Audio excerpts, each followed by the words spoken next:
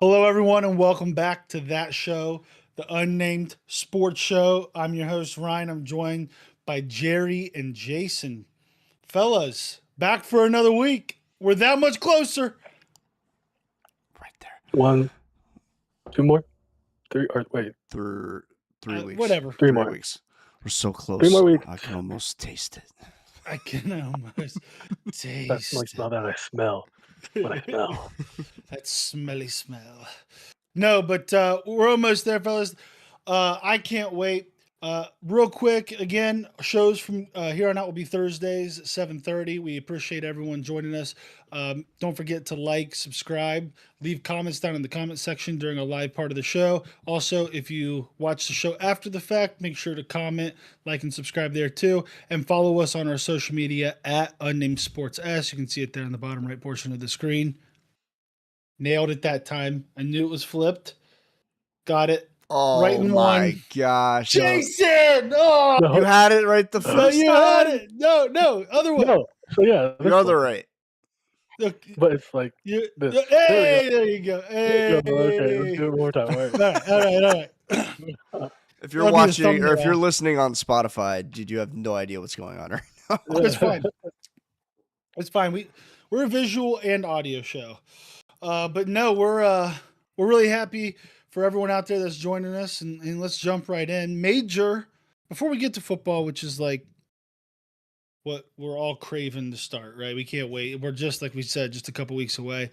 Major NBA news: the Cavs trade for Peyton Watson and re-sign James Harden. I know Max Strus was part of that 3-team deal. I don't know all the particulars. Do either of you have that pulled up off the top of your head? Yeah, Or it was it was like a massive trade. I think It there was were very big. five teams involved or something like that. Oh, was it? I thought it was 3, but 5. Well, I think part of it has to do with the Dennis Schroeder trade with getting Trey Mann because we're dishing him as part of the deal. But the gist of it is that obviously we get Peyton Watson, huge acquisition for the Cavs, sending Max Strus to LA, the Clippers. Denver gets an unprotected first-round pick in 2031 from us and a 2032 Sacramento Kings second-round pick. That's and the gist. Campbell of it. Whittemore, it looks like. And Cam Whitmore, but it sounds like we're gonna waive his salary to get under the first apron, and that's how we were able to sign Harden to his deal. Yeah, okay. That makes sense. Thank you for laying that out. At least the Cavs made a move, right? We were in the LeBron sweepstakes. It didn't go our way. We ended up trading for another forward. Jason, your thoughts on the trade overall? I mean, like it's something that we needed. It's a trade we could have made even if we did get LeBron, I think. But yeah, it gets us a player that can guard a 6'8" or 6'6" wing. And we definitely have been needing that for the last 2 years. We said it from week 1. Without LeBron, we haven't had a forward and a wing player play at an above average level, I think. So definitely was needed. Does it move the meter for us? I don't think so. We're still not as good as the Sixers, but it helps. You don't think you don't think it moves the needle for the Cavs? I mean, it moves the needle for the Cavs in the sense that, like, I was thinking, like, hey, probably playoffs and done. But I think we can make a run for a conference championship now. But that's about it. I don't think NBA championship. So Jerry, do you think it moves the needle for the Cavs in terms of the Cavs not only getting to the conference championship but potentially winning the NBA Finals? I think it moves it a very, very, very small amount. And this is a huge gamble for how much we're dishing out and how much we signed James Harden for and how long. And I think we kind of knew that coming off of the Darius Garland trade. What was the length of the deal? Not to interrupt you. 3 year, 90. Okay. 97. 3 years, $97 million for James Harden, who's pushing 30. What is he? 38 now, I think. Yeah. I mean, I like that they're trying to do something. Seems like every team in the East got better this offseason, or at least did something to try to improve their team. So Cavs got to make a move. My biggest gripe with the Cavs the last, 3 or 4 seasons has been that they still don't have a sufficient backup big to come in for Evan Mobley or Jarrett Allen. Like one of them has to stay on the court at all times, and you still don't have a. I mean, you did have a backup ball handler in Dennis Schroeder last year. I think that was a big part of their run in the postseason. But now, who are you going to turn to? Are you going to rely on Tyrese Proctor? Craig Porter's probably not going to be your guy. Like, are you going to fall back on this system where you have to have one of James Harden and Donovan Mitchell on the floor at the same time or at all times, and one of Evan Mobley and Jarrett Allen on the floor at all times? And it really hasn't worked all that well, especially when you get into the postseason. You're starting to get to you're playing a lot of minutes every night. It starts to add up pretty quick, and guys start to get tired. I don't know. I would like to see them add a backup big at least before I'm ready to say that it's moving the needle for me. I'm going to push back a little bit on the idea that running the Mobley or Jarrett Allen combo with James Harden or Donovan Mitchell. Hopefully that made sense. Mm-hmm. Because that was right. You start with all four of them on the court, and then two of them are in pairs for about half the game, or they're all four playing together, or three of the four playing together. But normally it was like Mobley and Mitchell, and then Harden and Allen that would kind of come in pairs. I mean, you say it didn't work. We were in the conference championship game. But we got annihilated by the Knicks. We took a step. We've never been to we've never made it out of the second round. We make it out of the second round with James Harden, and now we're going to sit there and be like this. Well, we just can't, let me back up. I understand what you're saying, right? Like the Sixers getting LeBron James and Jaylen Brown plus that roster, obviously favorites. Knicks just won the championship, obviously going to be favored over Cleveland. So I understand that from that perspective, being like, yeah, we're not as good as those two teams. But I'll push back on the idea that it doesn't work. Like, I think that the way that they do it does work. It made it to the conference championship game. And now you add a piece that every other contending team has, which is a long athletic wing player to come in that can. And what's nice too is we don't need him to be a volume shooter and scorer. We need him to do what Dean Wade couldn't do, which was step up in the corner and knock down open threes when he's left wide open. And can he do that? I don't know. I mean, being 100% honest, my brother-in-law texted me right when this trade went through, and it didn't pop up on my phone yet. And he said, Peyton Watson, ? And I thought he was saying like Deshaun Watson was like looking really good in practice, so we're calling him Peyton now. I was like, I mean, no. So before I responded, I went and looked online. And I was like, oh, okay. This guy plays for the Nuggets, and I don't know much about him. I did a little bit of research, obviously, before this, and I think it does move the needle. I don't think it's going to be something that ultimately is, he's not Jaylen Brown. He's not LeBron James. But this is a young guy. He's 23 years old. He can step up and knock down an open three. He's long and athletic, and I think he fits what the Cavs, at least on paper, say they need, which is someone that can defend at the point of attack, be long and athletic, and hit open looks when he needs to. So we'll see. But I also understand, like, Miami goes and gets Giannis. 76ers go get Jaylen and LeBron. The Knicks just won a championship. They bring pretty much everyone except Mitchell Robinson back. It's just, it's very tough. And now you got the Wizards with AD, Trae Young. Oh, yeah. Alex Sarr. Like, they could be a problem this season. And they got the... They're the number one overall pick. Number one pick. AJ Dabansa, I think is how you say his name. So, yeah, they're going to be a contending team, potentially. So, we'll see. Any final thoughts on the Cavs and the trade with Peyton Watson? Did you guys both know him pretty well before? No, I didn't really know. I knew he was he's a 40% 3-point shooter. He's 13 points a game last season. 14. 15. And then he got hurt. Yeah, 14.6, I think. So, and I mean, we don't need him to be a 20-point per game scorer. Like you No. said, we need him to be able to knock down those open shots in the corner when he's open and play good defense. That's pretty much all you need him for. To be that athletic guy that can kind of spread the floor a little bit, but lock it down when he needs to. Yeah, Jason, what did you know about him before he got traded? You said, I mean, same kind of thing, just kind of athletic wing guy. Yeah, I mean, he's just a solid role player. The Knicks had him starting, and then the young guy that replaced him kind of was a better money pick for them, to keep them in that salary cap. So he Okay. would have been a starter for the Nuggets again, but they just didn't want to pay for him since they had the young people around him. Mm-hmm. Yeah, I mean, it does make a solid young core on the Cavs for when eventually Mitchell and Harden age out. Like, you got Evan Mobley, who's like 24. This guy's 23. Jared Why Allen's can't I still think pretty of his young, name? too. Jared Allen's like 28. And then what's the name of the Jalen Tyson is like 22, 23 years old. So I think it's and the guy that we drafted has been balling. A dog. The guy from Arkansas. Mm-hmm. Yeah. Yeah. Plus Tyrese Proctor's young. He looked pretty solid.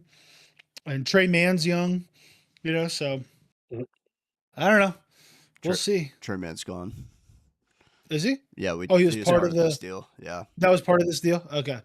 So the Dennis Schroeder to get Trey Mann to then ship him out. Okay. Yep. I see. I don't know where Gotcha. where he ended up going, but hey. Life comes at you fast in the NBA. Yep. Gotcha. Well, final thoughts here on NBA. Oh, go ahead, Jay. To the Wizards. All right. That's pretty good. But the Wizards are dealing Cam Whitmore, which I don't know. I saw a dunk by Cam Whitmore today. It was pretty sick. I was like, man, I wish we could keep this guy. Well, good luck to Cam Whitmore. I have no idea who that is. So, yeah, apparently my ball knowledge is very low. Any final thoughts on the NBA, fellas? The Cavs trade, anything? Let's stop talking about basketball. It's football season. That's all I got. So last week we did our NFL predictions. We went division by division on who was going to win, who we thought was going to win the Super Bowl. We've decided to do something very similar here for college football. It did take a while last week to get to the NFL, and that would be because we didn't plan it and come up with all our answers before we started the show. This time we have our answers, so it will not be as who's in that division? Oh yeah, it's going to be this person this week. We're ready to go, or at least we say it's not going to be. You never know how this show is going to end up. This is an honest show. Strap in, folks.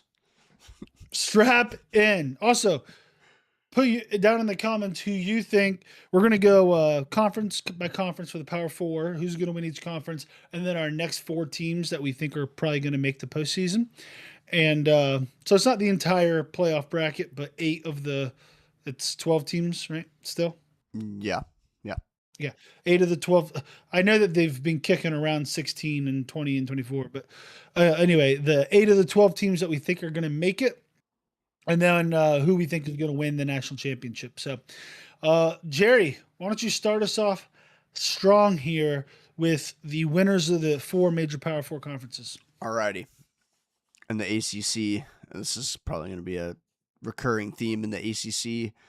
Miami's going to dominate that conference. That conference absolutely blows. There's nobody else that's good in that conference. Give me Miami all day. Family show. The U. They suck. Sorry, they suck.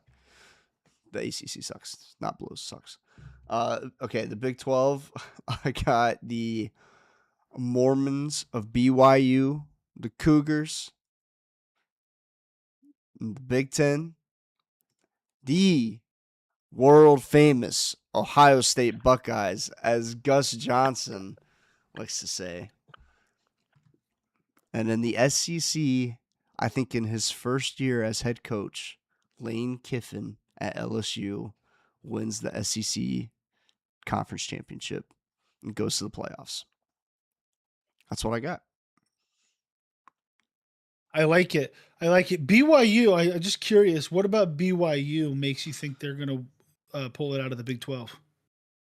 I don't know, man. The Big 12 is kind of always a crapshoot. It's like who shoots themselves in the foot the least. I don't know. I just like BYU. You know, I like it. You like Mormons?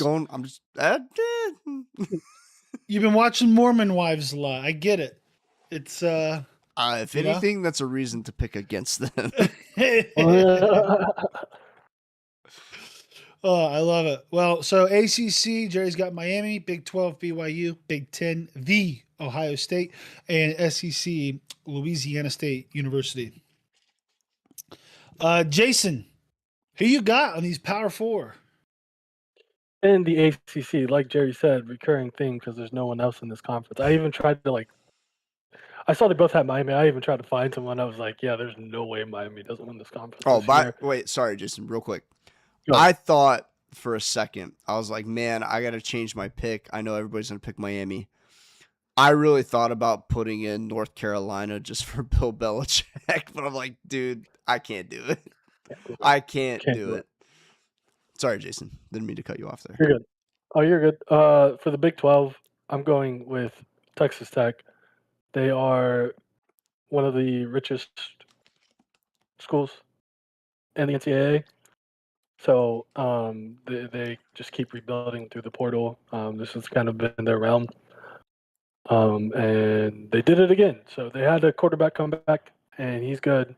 And their defense is still going to be just as good as it was last year. And if you have a defense in the Big 12, you win.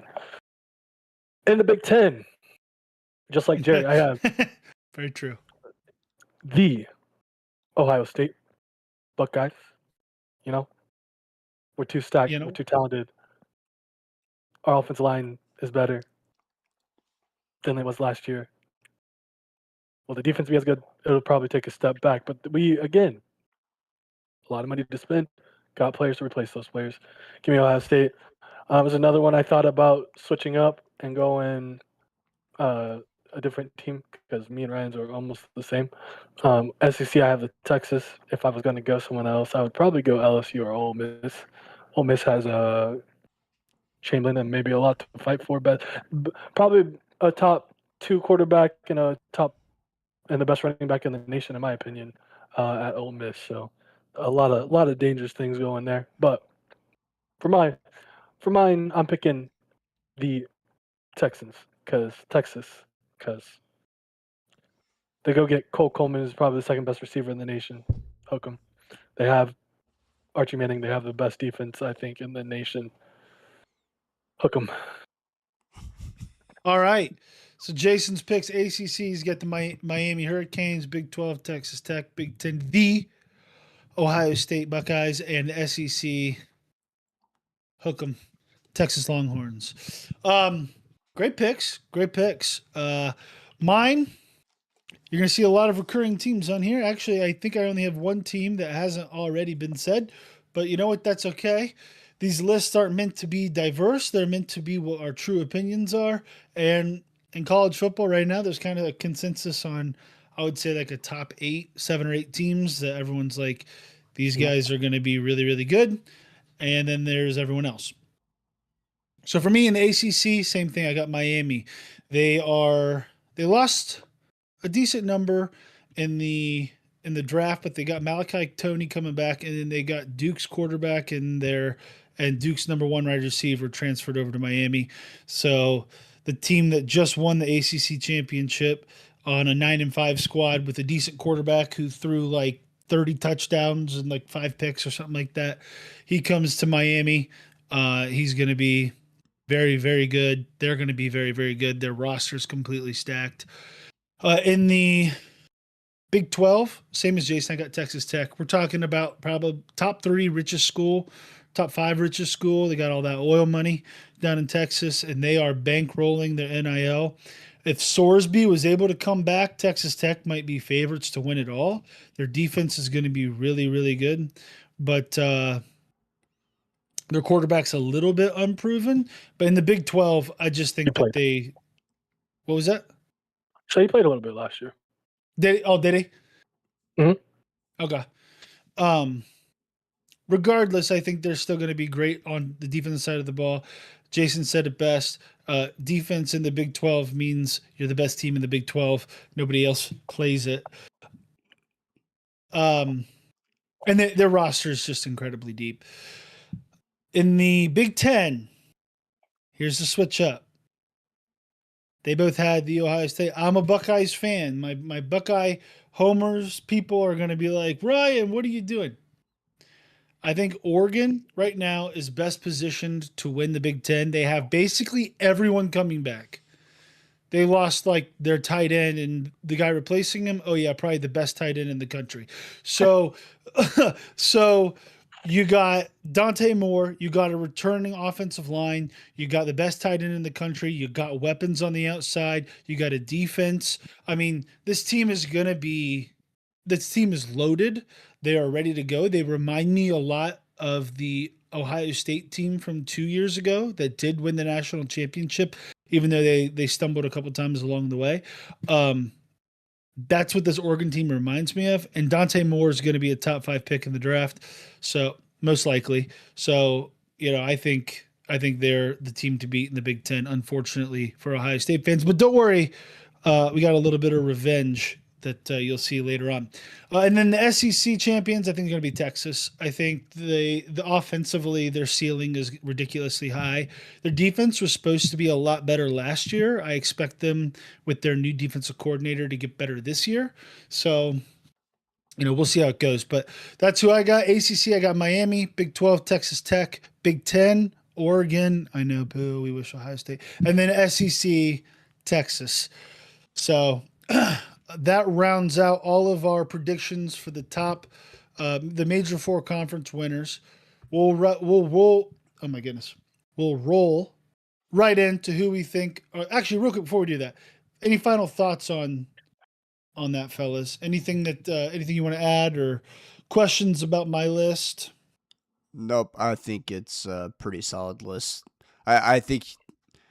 I do think Ohio State is the best team in the country this season, and I mean they're obviously ranked number 1 in the preseason poll. But I think you're right about Oregon. They're gonna give them a run for their money this year. Mm-hmm. Yeah, I also have Oregon as my second best team in the nation, even though they didn't make my list. That they're going to give us a run for our money for sure. We shall see. All right, so let's roll that into the next 4 teams. So for this, we just picked 4 teams that we were pretty certain were going to make the playoffs. We didn't have really any criteria for that other than either they'll be in that group of 5, like because there's going to be 2 schools from the group of 5 that get in, or the remaining teams that will get in as a at-large bid. So we'll start with you, Jason. Give us your top 4, or I don't say top, just your next 4 teams that you think are certain are going to make the playoffs. Well, after you heard what I just said, I have to go with Oregon at number 1. Well, number 5, I guess, if we're really counting. But Oregon, again, is the second best team in the nation. I just think Ohio State is a little bit better with the coaching, and just the top players are better than Oregon's top players, in my opinion. I like Julian Sand, and Jeremiah Smith is the best player I've ever seen play the game of football. So that's a crazy statement. He's good, dude. He is very He's good. insane. That's a best crazy player I've ever statement. seen play the game of football at his age. It's insane. If he played quarterback, this wouldn't be a conversation. He just plays wide receiver. So, yes. And that's me saying I love Braxton Miller's college film. Like Braxton Miller in college was insane. But he plays wide receiver. He's the best wide receiver I've ever seen.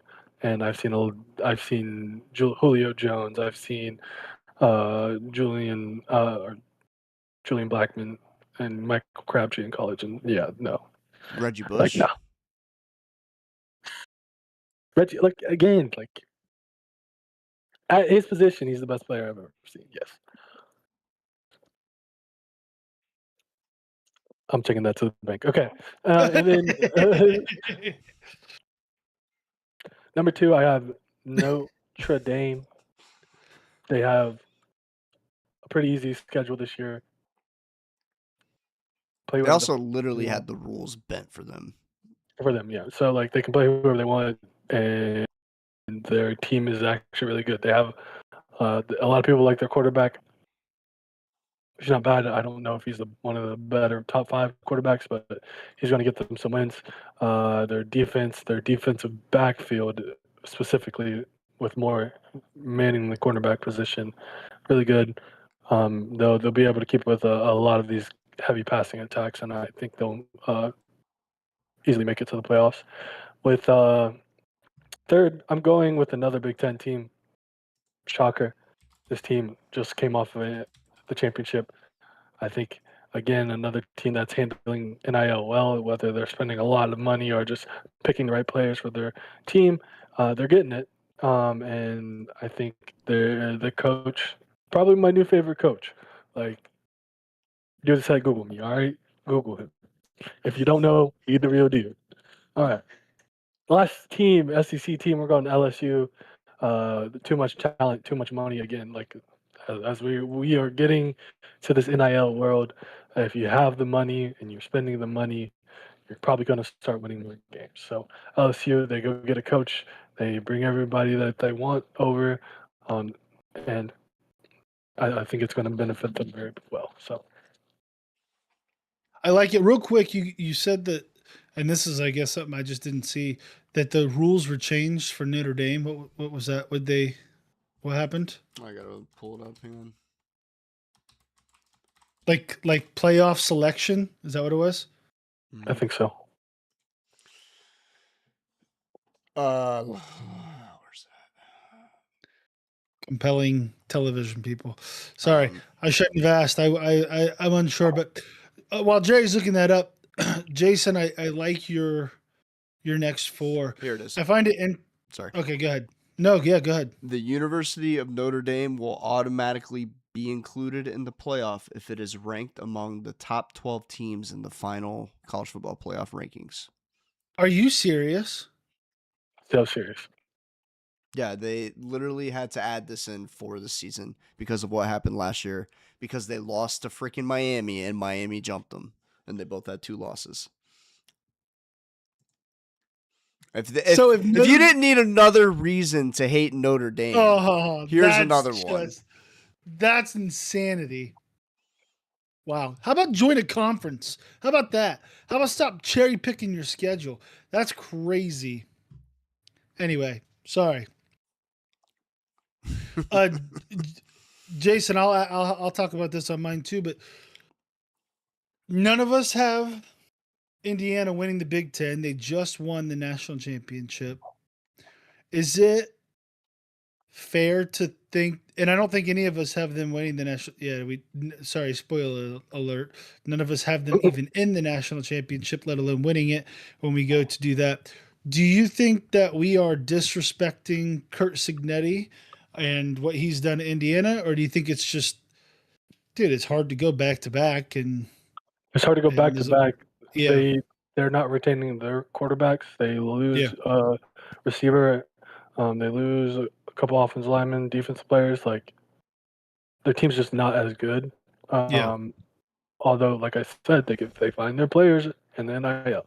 So there's probably people on the team that end up winning them games as well. And again, if I think they'll be good, they're just not going to be as good as Ohio State. They also have a very easy schedule this year. Very easy schedule. I think they got OSU and Michigan back to back though, don't they? Yeah, Michigan's gonna suck this year, dude. Michigan's gonna be terrible this year. I think Michigan's gonna be solid. I like their coach. I think their coach is better. I think although he's not taking the OSU rivalry seriously, which big mistake. Yeah. Big mistake. Yeah. Anyway. Yeah. Pulling it back on track. Oh yeah, easiest way to get fired, because if it goes wrong for like 2 years and he's like, yeah, it's just another game, blah blah blah. Yeah, well, ask Kyle McCord what happens when you say it's just another game. But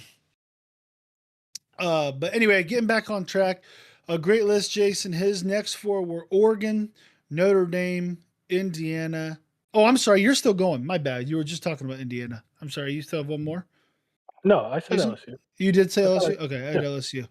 Sorry, I went back on the We talked about Indiana for a minute, so I thought I'd cut you off there. So, and LSU. So, I'll go ahead and go next. That way, we don't have to always make. It's always me last. While I was switching back and forth. I'll go second. We're changing it all up out here. My first one out is Notre Dame, simply because, and I can't believe now. I now just don't even want to include them. That is insanity that is included in how we are. Again, this is why we need to fix college football. Go and watch the video that we posted on it. It's an hour long, but we fix all of this. None of this BS. If you make the top 12, you're in stuff. None of that. We don't need little addendums like that because we fixed it. Go back and watch that episode. The fact that they have to name them, they named them by school to end their blurb or whatever. Not even as a group of 5 or independent school or a non-conference. It's ridiculous. Absolutely asinine that is the case. What were you saying, Jason? Good silent plug in there. Hey, we're getting better at this whole podcasting thing. We can now reference other episodes. It's that's what I guess you're supposed to do. But anyway, Notre Dame's first team, again, talking about the actual football on the field. Marcus Freeman's a really good coach. He has been extremely successful there at Notre Dame. They play a relatively easy schedule outside of Miami and BYU. They don't really play. They got USC, right? So maybe BYU, USC, and Miami. But other than that, they don't really play a tough schedule. And CJ Carr is a really solid quarterback coming back. Their offensive line is going to be very experienced. Their defense, especially their secondary, is going to be really good. So watch out for Notre Dame. The next team I got, Ohio State. I think this team has the highest ceiling out of everyone. I think, and you'll see in a minute, spoiler alert, I think they'll eventually get to that ceiling. They got Jeremiah Smith, the best player in college football. They got Julian Sayin, who's, from all reports, has put on like 10 to 20 pounds of muscle. He's actually like a little bit stocked up. And I think I don't know, we'll see if it ends up being what people talk about the most, but I think the addition of Arthur Smith is going to be actually massively helpful to Ohio State. And anyone that's laughing at that acquisition, remember, you also laughed at Matt Patricia last year, and he just ran the most dominant defense that I think we've seen in a long time in college football. And so I expect similarly Arthur Smith to come in and be able to have these guys operating a true pro style NFL offense. Watch out for the Ohio State Buckeyes. Just from a roster perspective, I think defensively they have to fill so many gaps. Caleb Downs and Sonny Styles and Arvell Reese right there is just, those were all top 13 picks in the NFL draft. That's really hard to replace. The next team I have is Indiana.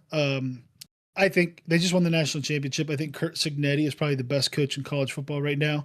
I think that as more 4- and 5-star players want to go play for him, he's not only going to be able to match them in talent, but he'll continue to pull out of the portal the people that he needs to fit. So they're going to be really, really good. I just don't know if I think that their rosters can compete with Ohio State and Oregon, but I've said that the last 2 years, and 2 years ago they couldn't. Last year they beat Ohio State and they dog walked Oregon. So twice. Yeah. So, Curt Cignetti's 27-2 right now as a head coach. So, pretty good. Google him. That's pretty good. And then the last team I got, I don't think anyone else has this team, Georgia. Everyone seems to be forgetting about Georgia right now. Kind of flying under the radar a little bit. Yeah, I think Gunnar Stockton's a gamer. I think Kirby Smart is obviously a great coach. Excuse me. Their defense last year was legit. I expect that to remain the same another year with Gunnar Stockton. I think they also got weapons. I think Texas probably is still the better, higher ceiling team, but Georgia's right there behind him. So we'll see. So anything you guys disagree with? Want to tear apart? Any questions on my four? It's pretty accurate. I like the Georgia pick. I think Georgia's pretty under the radar, and they're not talked about a lot. A lot of people are underestimating them. I think they're going to surprise a lot of people this year. I agree. All right. Jerry, bring us home in this section. Your next 4 teams in the playoffs this year.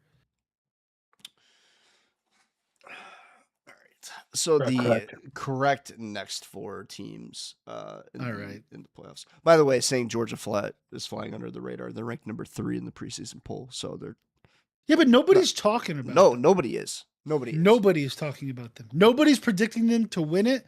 Nobody's talking about them. Mm-hmm. There are more people talking about like LSU, and not just because of Jane Daniels stuff, but just LSU as a whole. As that's why we're picking 4 teams, by the way, guys, instead of 5, out of respect for Jane Daniels.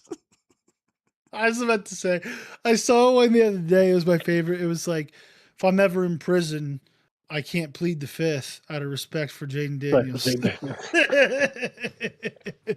Anyway, sorry, but yeah, nobody's talking about Georgia like at all, which is crazy to me. Yep, pretty crazy. Anyway, go ahead, all Jay. Right. The team that usually Carville. The team that usually rivals Georgia in the SEC. One of these 2 teams is usually coming out of there, except I guess last year. I got Alabama. Give me Alabama. Roll Tide. Back in the college football playoff this season. Puke. Tide. Don't give a piss about nothing but the Tide. All right. Next. Family show. It's a quote. I'm allowed to say it. Okay. Next, I got Ole Miss. I think that what Lane Kiffin left behind, I mean, he still left behind a really good team that was making a deep run in the playoff last year. I know a lot of guys went to LSU with Lane Kiffin, but I think it's going to be – they're not going to win the SEC, but I think they're going to snag an at-large bid, maybe as like the number 10, number 11 team, sneak into the college football playoff. Next, you guys have already touched on it enough. Oregon, I think they're the number 2 team in the country right now, right behind Ohio State. I think they very well could be the Big Ten champion coming into the college football playoff. So I've got Oregon. And next, I wanted to do something a little fun. Everybody's picking these Power 4 teams and who's going to win it all. I want to go with the Group of 5 school. You got so many Group of 5 schools. I wanted to pick the one that's guaranteed to come in and be that college football playoff representative for the Group of 5 teams. Give me our soldiers, our midshipmen, the Navy. Not the Navy. Give Anchors me away, my boys. Anchors away. You guys don't know that, but no, that's I fine. don't. Sorry. Navy's coming off back-to-back double-digit win seasons. I think they're ready to take the next step, win their conference, and be the representative of the Group of 5 in the college football playoff. Get destroyed by 60 in the first round. That's right. That's how we do it. It would be cool. It'd be cool to see Navy out there in the playoffs, or Air Force or Army or yeah. Give me Memphis. Memphis. Give me the Ohio Bobcats, baby. Okay. Jerry had that. I stole that from Jerry. Save that for this. By the way, guys, if that happens, this podcast will go absolutely ape. You know what? We're going live. Okay, so Jerry, your prediction now again, there will be 4 other teams other than the 8 that you've predicted. But in your prediction, you have 3 SEC teams versus 2 Big Ten teams. Do you think the SEC gets? Where do you see 3 SEC? Oh, you're saying with the champion. With the champion. Do you think we know how biased the College Football Playoff Committee and the ESPN is towards the SEC. I mean, happens every single season. So they're realistic. So realistic, you're saying that, but you don't think that the SEC's better than the Big Ten, or do you? Okay. No, I think the Big Ten's better. I think obviously the media bias leans towards the SEC, but I think as a whole the Big Ten is better. Jason, do you think the Big Ten's better than the SEC? Actually, I think the SEC is deeper this year, but the best are in the Big Ten. And I have 1 Ohio State, 2 Oregon, and probably 4 or 5 Indiana. So that's It's interesting. Like I feel like it's flipped. Like back in the day, it would be like my opinion was the SEC had like number 1 and number 2 with Alabama and Georgia, and then everyone else was kind of like 1 or 2 steps down. And now I feel like it's kind of flipped. Like Ohio State, Oregon, Indiana, and then everyone else in the Big Ten's kind of. I don't know. USC, maybe USC's looks really good this year. Maybe Penn State with their new coach, although they lost a ton of people, but maybe Matt Campbell can make them look good. I don't know. We'll see. But anyway, I digress. Good list. Jerry, your final list. The next 4 in Alabama, Ole Miss, Oregon, and Navy. That's right.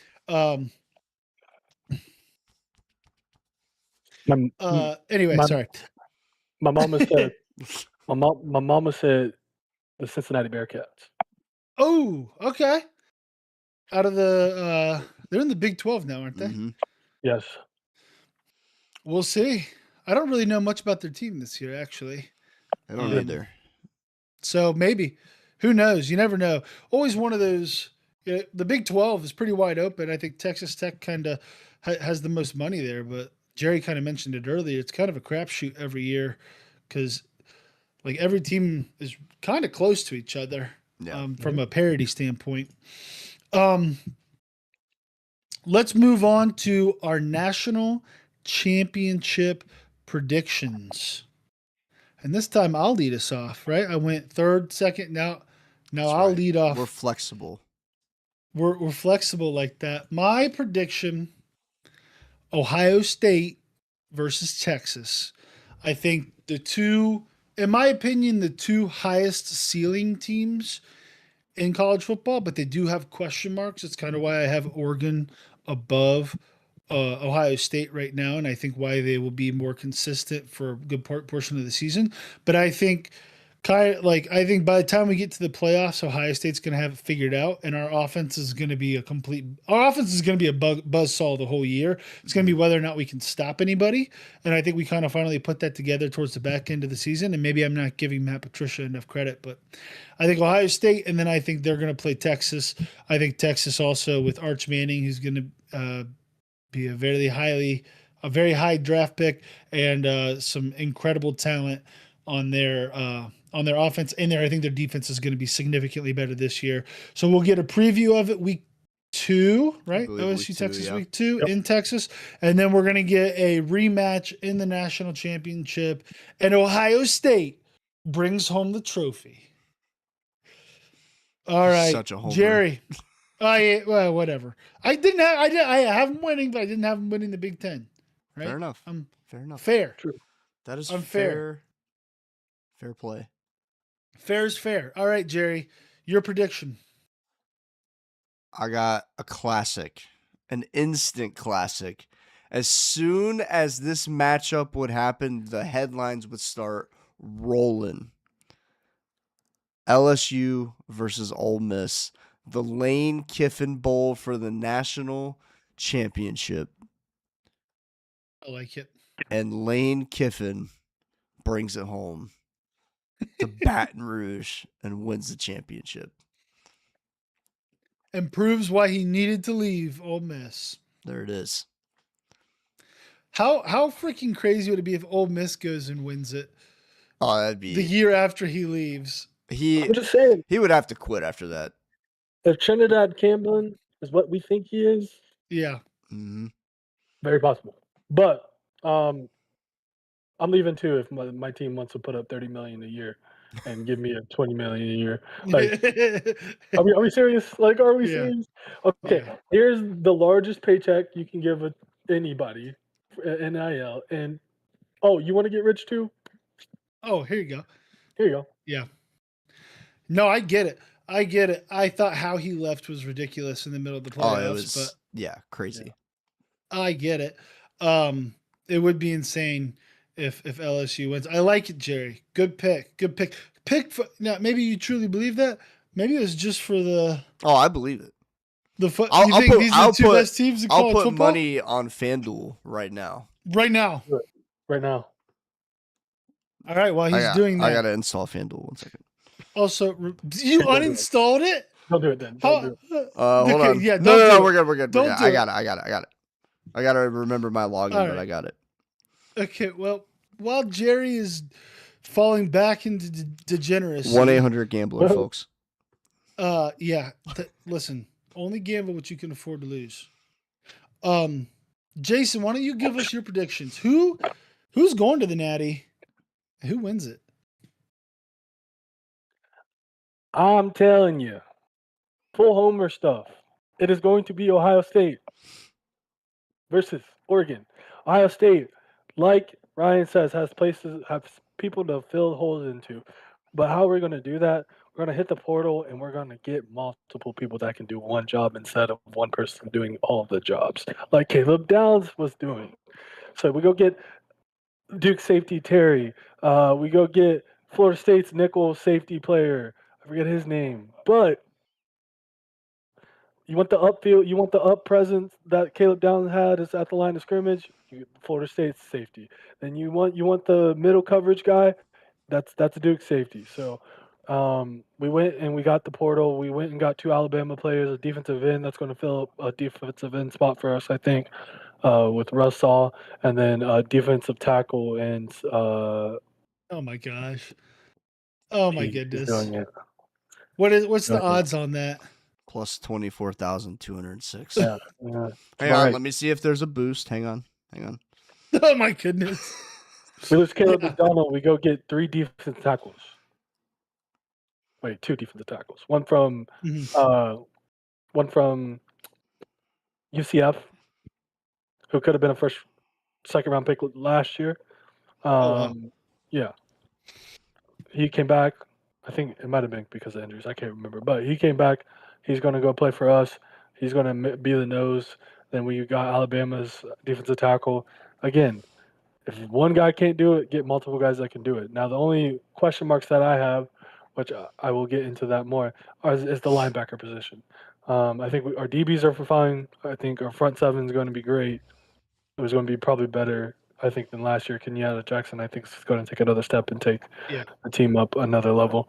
And Quentin Russell, I think, is a dog. He's a great run defender. He's going to surprise a lot of people. He didn't play a lot of Alabama last year. So, but linebacker position, we have Peyton Pearson. What is his name? PP. That's fine. We'll just call him that. PP. Family friendly. Anyways, he. How do I say this without getting canceled? Oh boy. Maybe don't say it. That's an option too. You know, you remember seeing Tuff Borland getting cooked in a national championship. I have a lot of that. Yeah. If we want to from this guy. Yeah. He's more athletic, obviously. He's just lost, I think, half the time. He did play a lot, but I think we have better linebackers on the bench that should be playing. So we'll see the first couple of games what happens. And I think when it comes Texans time, we might have a different starting linebacker than what we have week 1. So we'll see. Gotcha. So Jason's championship, Ohio State versus Oregon. It will be at least a rematch of one game, potentially a double rematch, depending on who goes to the Big Ten championship. And Ohio State comes out on top. So we got 2 people for Ohio State, and we got 1 person for LSU. All right, our next one.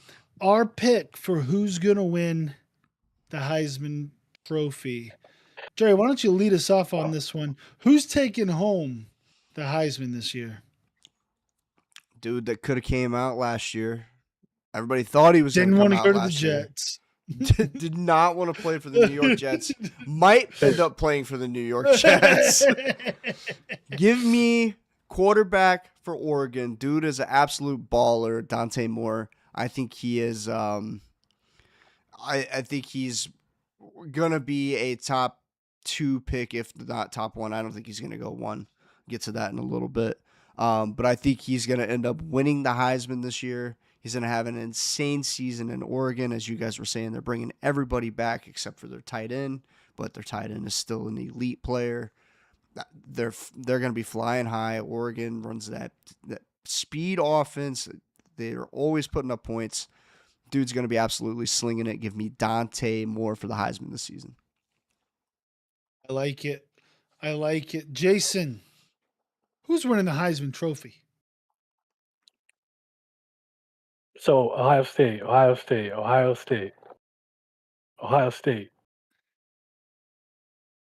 Anybody else want to take another guess about what team this player is on? Ohio State quarterback Julian Sayin. Now, similar to Dante Moore, this team is stacked. He has weapons everywhere. I think Ohio State is more willing to cater towards their quarterback than any other team that we've named. So any of these top teams that we've named. So I think Julian Sayin is going to have a crazy year. He was the most accurate quarterback from Ohio State of all time, third all time, I believe, in CAA. We're taking that back. You get another year with Jeremiah Smith. We go get a speedster. Brennan Ennis hopefully is athletic again. If not, go get the 5-star on the bench. Chris Henry Jr. 6 foot. Chris Henry looks like an alien. 6'6", 200 pounds, can jump out of the moon. They're saying he's like absolutely torching it in practice. Yeah, so we got talent all around. If that doesn't work, nothing will. Like generally nothing will. You have a top 3 pick in next year's draft. You get to throw to Brendan is probably be at least third, 4th round pick. You have Chris Henry Jr. 6'6". Did I say he's 6'6"? And then we got two quick, athletic wide receivers in the transfer portal. So, and did I mention the other 2 rookies that are impressing in camp? Though Brock Boyd is a quicker than fast type receiver. You get my drift. But is owning. Everybody's saying wait on him, and we have a running back that plays halfback as well in slot, and he's been dominating. He got in a little bit of trouble, a little suspension, but that's all right. It's all good. He'll learn. So he'll transfer to Georgia. Don't worry about it. Julian Sayin to win the Heisman. Great picks, guys. Great picks. Dante Moore, great guy. Good quarterback. I hope he plays for the Browns next year. Julian Sayin, if we can't get Dante Moore, I hope he plays for the Browns next year. Great pick. But let me tell you who's actually going to win the Heisman this year. It's actually the best player in college football. Also plays for Ohio State. His name's Jeremiah Smith. I don't know if you guys ever heard of him. He is a literal alien out on the field. He's all right. That's why he's a GOAT. The GOAT! Listen, you're welcome. I got you. Carnell Tate just went number 4 in the draft as the number 2 guy behind this guy, right? This dude's ability is off the chart. As a true freshman, he was the best receiver on this team.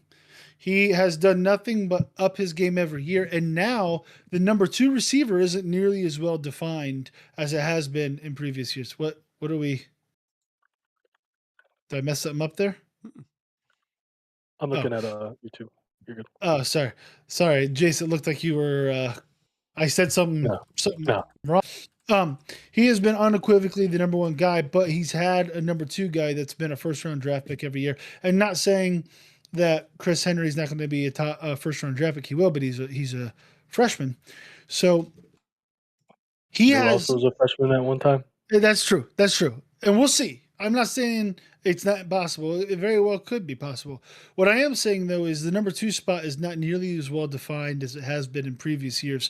So this year he's going to go out and have to prove it against double coverage on every single play, an extra hard safety shade over to his side, and I still think he goes out there and does it. I think he goes out there and has over 1,500 yards, over 15 touchdowns, and just absolutely balls out this year. And brings home the Heisman Trophy as a non-quarterback, one of the very few in recent memory. That'd be 2 in the last 3 years. That'd be pretty That's crazy. true. That's true with Travis Hunter. But outside of that, it's been, I don't know, just a handful. What was that again? Oh, yeah, the most overrated player in the NFL. Yeah. Okay, here we go. Yeah, by the way, I'm so glad the Browns traded out of that pick. Mason Graham's absolutely killing it in practice, and Quinshot Judkins is awesome. So, anyway, that's how we're talking about. So, Jerry got Dante Moore. Jason has Julian Sam winning the Heisman, and I have Jeremiah Smith. Now, let's go into last topic. First pick of the 2027 NFL Draft. The New York Jets are on the clock. Nope. Who? Not so the Miami Dolphins. Oh, the clock. Not so fast. The Miami Dolphins are on the clock. Jason, who do they select? Boom.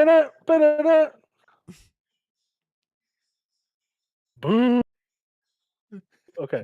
The Miami Dolphins select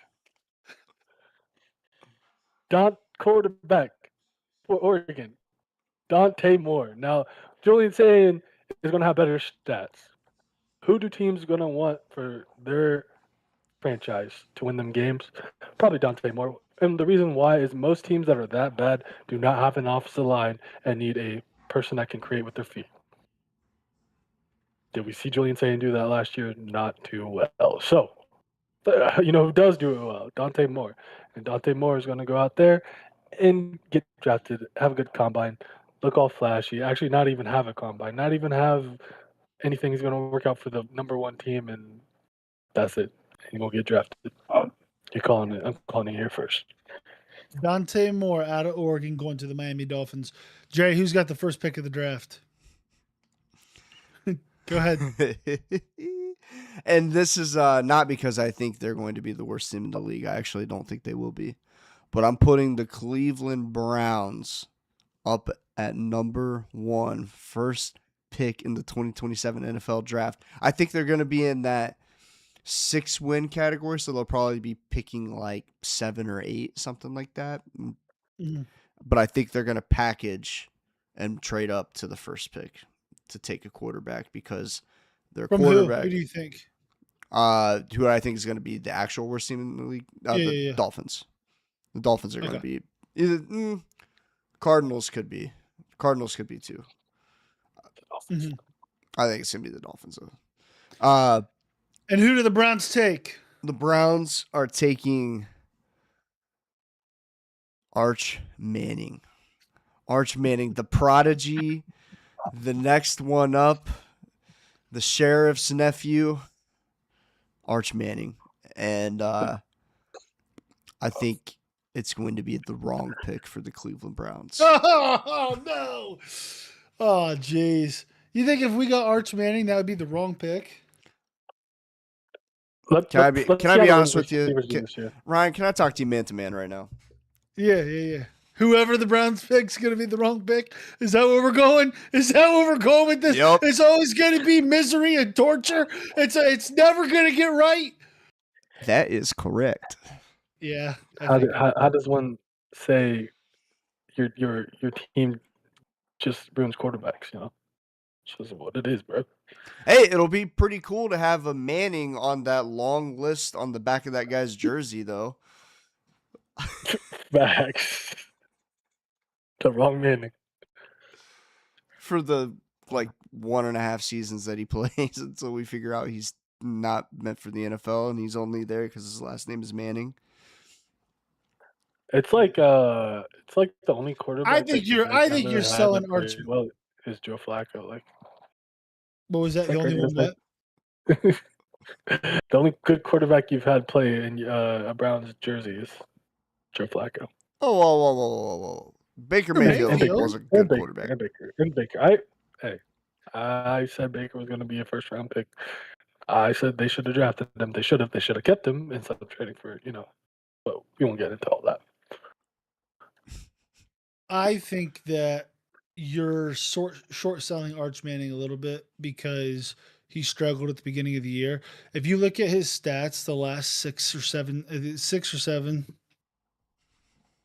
games of the season, he was the best or second best quarterback in college football. He was actually really, really, really good. It was something like across the last 6 games, it was like, I can't remember if it was like 20 touchdowns to 1 or 2 interceptions, or it was something crazy. Like he was lighting teams up on offense. So he might be, I think he'll be good. I think he's got the talent. I think he does get a lot more attention because his last name's Manning. But do you think he's better than Dante Moore is? No. I think Dante Moore is the best quarterback in the upcoming draft. We'll see though. And that leads me right into. If you have an offensive line, it's Julian Saint. Well, let's get into that in a second. My number one pick, I think, the worst team in the league next year is going to be either Miami or I think the Raiders are going to be dog water too. I'm banking. I don't think they're going to be back to back. Their offensive line. They don't have an offensive line. I'm pretty bad. They got one guy. They have a center. You think they're going to be worse than the Cardinals, Dolphins, Jets? Yes, I think the Cardinals actually are going to be. I think Cardinals offensively are going to be solid, but they're cursed by being in the hardest division in the NFL. So I think the Cardinals win like 5 games. Okay. I think the Dolphins are going to be awful. That's just, there's no way around it. They're going to be terrible. I think the Titans are going to probably be pretty bad again. I think the Jets are hard because there are some legitimate weapons on that offense, but I just think they traded away everybody who's good on their defense. So who are they going to stop? And they brought back Aaron Glenn for some reason. He's for whatever a terrible reason. Coach. Because I'll tell you why. Because they got 3 first-round draft picks next year that they can package to getting who I think the Jets are going to get, whether they're the worst team or not. This is what I was going to say. They will have the number 1 overall pick because they're going to be able to offer the most. I didn't think about that. They're going to bring in a new head coach who's going to pick who he wants, and who he's going to pick is Arch Manning, who's going to go number 1 overall to the New York Jets, and they're going to ruin his career instead of the Browns. And the Browns are going to ruin somebody else. I hope we get Dante Moore. I think Dante Moore is going to be incredible. I wouldn't mind. There's several guys in this draft I wouldn't mind getting. This draft is insanely loaded. Yeah, it's loaded. It's loaded. So that's why you're 100% right. I take back what I said. I think the Jets will end up with the first round pick, the first pick in the NFL draft. So we will see. Real quick before we wrap up the show, to touch on what we were saying, why do you think Julian Saint is better than Dante Moore? Just from like an accuracy perspective. It is accuracy. I think the most important thing from switching to college to football is obviously reading a defense and then accuracy. If you have not the greatest throw power, it's timing, right? It's all about knowing where your quarterback is going to be. Look at quarterback like Joe Burrow. Look at even Patrick Mahomes. I mean, he has a cannon of an arm, but he's really good with the timing on his routes with his best receivers. Like, look at him and his tight end and any receiver that he's been good with. So, sorry. Bless you. He's allergic to BS. No, my nose. Stuffy, actually. But yes. Oh, you're saying that what I just said? No, I'm just joking. No. I'm just messing with you. Julian Saint is the best quarterback in this draft class. Again, I think he's going to need a better offensive line than a lot of rookies will, and that's why he won't get drafted first. But if you have an offensive line, you can make it happen. Do you agree that Dante Moore has better tools from a physical perspective? Oh, absolutely. Like, because he's got a stronger arm and better mobility, wouldn't you say? Yes. But so that's why, in my opinion, like, don't get me wrong, I think Julian Saint's incredible. He's insanely accurate, but like, I Dante Moore has the He has a better- physicals that they're looking for. What I always worry about is the transformation with Oregon's offenses into the NFL. True. Like a lot of True. those are not. You're not reading. You just this happens. Okay, I'm throwing it here. This happens. Okay, I'm throwing it here. It's quick plays. You can't do that in the NFL, right? So What do you got for us, Jerry? There's a quarterback by the name of Bo Nix that came from Oregon and went to the NFL, and I'd say he's doing all right. That exactly, and he does exactly what I'm describing. Yeah, he wins football games, Jason. He wins football games. Isn't that the point? Is to win the football game? When have you seen that? When have you seen that man? Look at a second read. Excuse me, he checks down all the time, okay? And it works. My bad, gang. You got me on that one. Hey, here's the one that is different than what you're saying. Justin Herbert, for all his falls, he will sling the ball down the field. Yeah, I get it. You don't like him, Jerry, but nobody on this podcast likes him. First of all, yeah, I don't like him either. But he's not a one-read checked on Charlie. Okay. He rips the ball down the field. Yeah. And then Quentin Johnston drops it. Yeah. Anyway, all right, we're getting a little off track. I thought that was great. So our first round picks, Jerry says Arch Manning to the Browns. Lol. Jason says Dante Moore to the Miami Dolphins, and I say Arch Manning to the Jets. That wraps up. Any final thoughts on our college football predictions, boys? We are so close. So close. We are 2 weeks away from college football. 2 weeks. Actually, I think we're closer than that. It's so close. Because technically there's like a week 0 that they don't count, but I count it. Saturday, August 29th. Oh my goodness, guys, we're 9 days away. We're 9 days away from football games that count at the college level. I'm really looking forward to Sacramento State and Eastern Michigan. I think it's going to be a marquee matchup. Hey, USC is playing. Who are they playing? San Jose State, but they are playing a football game. I love it. We're so close. 9 days away. 9 days away. Any final thoughts, fellas, on that? We're almost there. Nope. Almost there. All right. Well, also, big weekend for us. Our 10K has arrived. It is this Sunday. We'll all be running together. We'll be sure to share with you the results of that and how it goes for us. The place we're running at is a brewery that it's called a Quitters Marathon, or Quitters Race. So the entire time they got a guy on a bicycle with a bullhorn trying to get you to quit running. And you just got to power through. But then if you do quit right before the finish line, you get a bigger glass of for your beer and more money taken off. So I think probably that's what we're all going to do. Instead of getting a fake medal, we'll get some more beer. But we'll see how it goes. We'll let you know how it goes. Fellas, how are we feeling about that? We ready?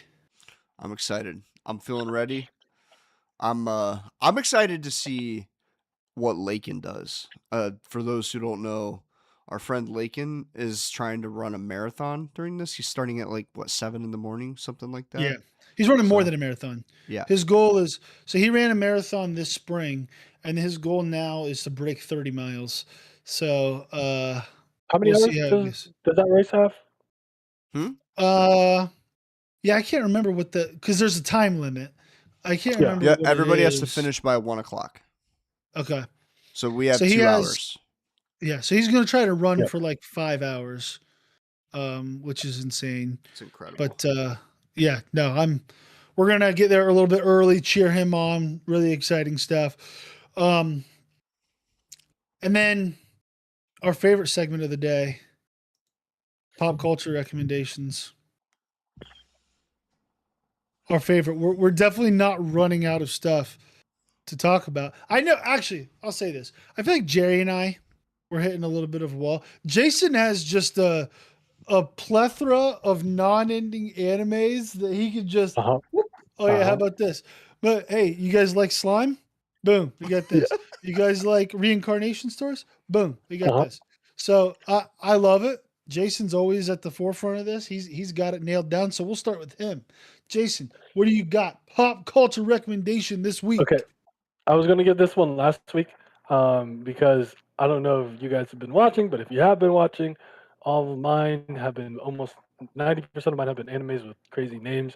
So I'm going with the craziest names for all my recommendations from here on. So, and next up, okay, hear this name. Don't judge me. It's Oh not what boy. it's not what it seems like. Is it wrong to try to pick up girls in a dungeon? All right.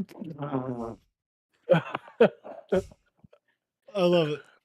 Now, Where did you find this anime, Jason?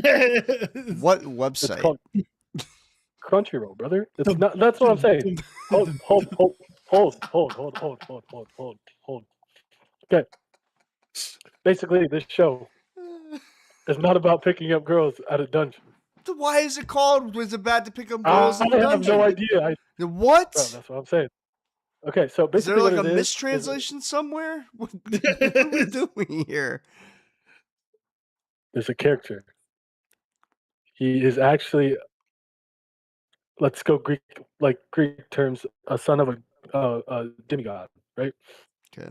He doesn't know he is. He has a special ability that gives him like ×2 XP. No one knows until he goes to a dungeon. He almost dies. Gets picked up by a Girl. girl. A girl saves his life. He then joins a group. Her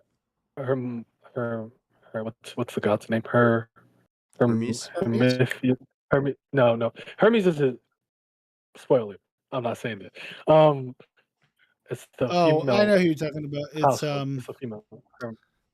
It's oh my goodness. Go ahead. Hermaphrodite, something like that. Anyways, I don't think It's it's what it he is. joins. No, it's something. I said something like that. I hate that. But Is it Aphrodite? she is in there, but no, it's the Earth one, the Earth home. Anyways, point is, Hera? Okay. maybe. Point is, Gaia? no. But yeah, that's Phyllis? stop. I'll get it eventually, Zeus? but it's definitely not Zeus. Anyway, go ahead. Sorry. We're derailing this. Go ahead. Okay. Yes. Gets picked up. She reads his back, which is like checking out the stats of the person, right? Figures out, oh, little rookie has a superhero ability. He basically gets to one shot whenever he's about to die. One shot. It's great. All right, watch it. It's another funny long name one. That's my suggestion for the week. It's called How to Pick Up, or no, is it wrong to pick up girls in a dungeon? Correct. Is it wrong to pick up girls in a dungeon? I like it. Sorry we gave you so much flack over the name. Sounds good. I'll go next, Jerry. So let's switch the order up here, right? We always keep everyone on their toes. Lay it on us. So, as many people who watch this, all 7 of you, may feel the same way. The MCU has kind of, over the last few years, not been what it was up through Endgame, right? Endgame, excellent. And then since then, some hits, a lot of misses, at least in my opinion. And it really has, a lot of misses. And it's really led to me like not watching any other stuff. And then I saw the new look D23 Doomsday trailer. And I was like, all right, it's time to buy back then because that looks freaking awesome. Mm-hmm. And so I had watched previously. I had watched season 1 of Loki, but I had not watched season 2. I just started season 2. I'm 3 episodes in. It's really good. I got to give it credit. It's really good. There's a little bit of the, and this is what you kind of see everywhere anymore. There's a little bit of it's called like secondhand watching dialogue. Have you guys seen any of this or heard about any of this? Mm-mm. So people, there's at Netflix in particular, but also at Disney and all these other places, there's this new phenomenon where people are uh they're creating TV shows and content for people who are like scrolling on their phones while they watch the show. They're catering to that audience so that they don't get lost. So a lot of dialogue is extremely repetitive to, or very much like narrating what's going on, like what's clearly happening in front of them. And that's coming down from the execs at like Netflix and Disney and stuff. So there's a little bit of that at the beginning of this where I'm kind of like, yeah, like I have eyes, like I can see that. It does annoy me a little bit, but overall the story itself is very interesting. It's got, like I still like I'm waiting to understand some of it, but it's very well done and I like it. And I can't wait to see Doomsday. So, yeah, Loki season 2. Thumbs up so far. Maybe it'll be better by the time I get to the end. I'll give you, maybe that'll be my recommendation again next week. Who knows? We'll see. But anyway, Jerry, what do you got for us? All right. As you know, I'm a big fan of America in general, American history, and this came out a while ago. My wife and I went and saw it last year, but it reminded me. I was reminded of it today because one of the songs came on my Spotify while I was on the way home from work today. The play Hamilton is absolutely incredible. If you have never seen the play musical Hamilton, it's about the life of Alexander Hamilton. It's done by the original was done by Lin-Manuel Miranda. I believe it's still on Disney Plus, but if you have the chance to go see it live in person, it's absolutely amazing. It's a story, again, it starts in the Revolutionary War, goes through all that. George Washington's in it, King George, goes through the entire life of Alexander Hamilton. Phenomenal musical. I'm not a huge musical person, but I am, again, a lover of America and American history. So I think it's incredible. If you're not into musicals, give it a try. And if you are into musicals, I think it's very well done, and I think you'd really like it. So I got Very Hamilton. good. Hamilton. So our 3 this week are: Is it wrong to try and pick up girls in a dungeon? Hamilton and Loki, specifically Loki season 2. Although season 1 was great too. So Loki as a whole. Very good. Well, that wraps it up for the show today. Thank you guys so much for joining us again. Please don't forget to like, subscribe, leave a comment down in the comment section. Follow us on our social media at Unnamed Sports S. You can see it there in the bottom right part of your screen.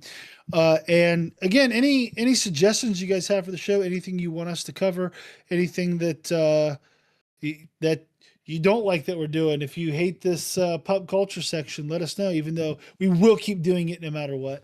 But no, I'm just kidding. Just joking. Well, not really, but kind of. But anyway, thank you guys so much. Guys, any final thoughts here? Football's almost here, boys. Football is almost here. I love doing the show with you guys when football season is in full swing because it's the best. Oh, yeah. It's the best. Jason, I think you're muted there.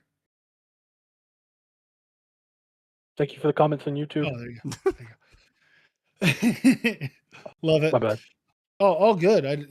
All good. Awesome. Well, we'll see you guys next week. Like Jerry said, very soon we'll have football to talk about. Then our show's probably going to go like 6 hours long because we're just going to keep going.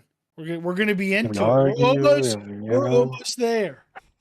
Almost there. All right. We'll see you guys next week. Peace out. Doses.